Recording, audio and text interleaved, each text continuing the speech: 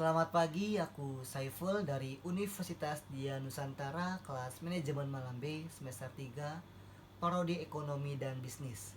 Di sini aku ingin menjelaskan tentang kompensasi upah dan insentif yang telah diberikan tugas oleh Bapak Eksan selaku dosen sumber daya manusia.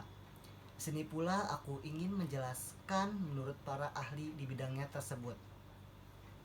Dan apa itu kompensasi, upah, dan insentif? Bagaimana hal tersebut sangat berpengaruh terhadap kinerjanya? Dan bagaimana pula cara penerapannya dan apa saja tantangannya? Yang pertama yaitu ada kompensasi. Kompensasi yang menurut Alton Erok yaitu tantangan yang dihadapi manajemen dalam menciptakan kondisi yang mendorong orang-orang untuk lebih dalam pekerjaan untuk mencapai perkembangan pada perusahaannya tersebut. Hal ini saya lakukan untuk mengetahui bagaimana pengaruh kompensasi dan insentif pada pegawai dan cara penetapannya. Seperti yang saya sudah jelaskan di awal tadi, jadi pengertian dari kompensasi yang menurut Malton Erok yaitu di mana tantangan yang dihadapi adalah menciptakan kondisi di mana orang-orang terdorong untuk dalam pekerjaan agar lebih bisa berkembang. Jadi pada inti kompensasi yaitu bagaimana membuat para pegawai pada suatu perusahaan dapat dihargai dalam pekerjaannya sehingga tidak terjadi pengunduran diri dari perusahaan tempat dia bekerja. Dan dengan adanya kompensasi tersebut bisa membuat para pegawai lebih qualified dalam pekerjaannya sehingga bisa membuat perusahaan tersebut lebih berkembang dan maju. Oke, untuk poin kedua yaitu ada upah. Dan upah yang menurut Profesor Edwin adalah pembayaran wajib yang diberikan yang tidak terkait pada waktu. Misalnya, pada bisa harian, mingguan, bahkan bulanan yang dibayarkan jika telah berprestasi atau sudah melakukan pekerjaannya. Dan ada beberapa pula langkah-langkah dalam menetapkan tingkatan upah, yaitu yang pertama ada menyelenggarakan survei gaji. Untuk yang kedua yaitu menentukan nilai jabatan melalui evaluasi jabatan. Untuk yang ketiga yaitu mengelompokkan jabatan dalam tingkatan upah. Untuk yang keempat yaitu menentukan harga tingkat upah melalui kurva upah. Untuk yang kelima yaitu menyempurnakan tingkat upah.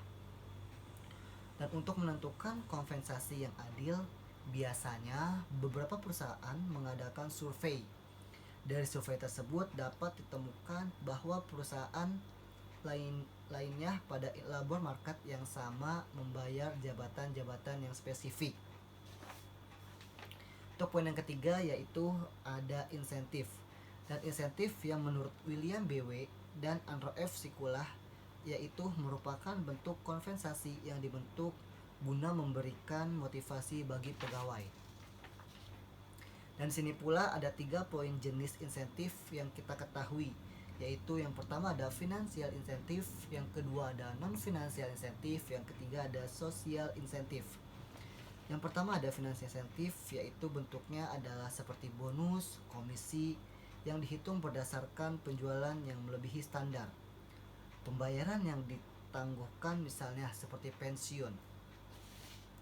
Untuk yang kedua yaitu non-financial insentif, misalnya seperti hiburan, pendidikan, bahkan latihan. Penghargaan berupa pujian atau pengakuan hasil kerja yang baik, terjaminnya tempat kerja, terjaminnya komunikasi yang baik antara atasan dan bawahan.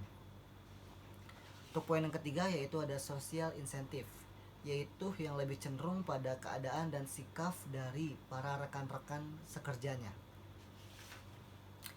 Jadi pada kesimpulan dan poin tersebut adalah kompensasi dan insentif sangat berpengaruh tinggi terhadap kinerja pegawai, karena dengan adanya kompensasi insentif, pegawai merasa dirinya lebih dihargai dan saat bekerja dan juga merasa lebih dilindungi saat ia bekerja.